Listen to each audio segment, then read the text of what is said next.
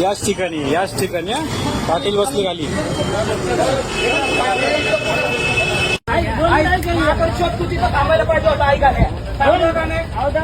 मी इथं फोडीन माझा शोध. 2 मिनिट ऐका. इथं माझ्या नादी लागू नकोस. आणि गाडीचा नंबर घे आणि कुठल्या चौकीला द्यायचा ना ते मन कळन. तुझा बाप कोण आहे माझा बाप कोण.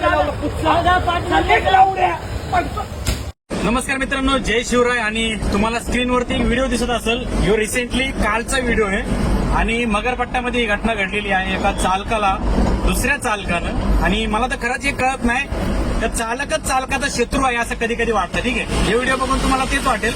आता स्टोरी तुम्हाला या व्हिडिओतून कळली असेल. भरपूर व्हिडिओ व्हायरल चाललेला आहे.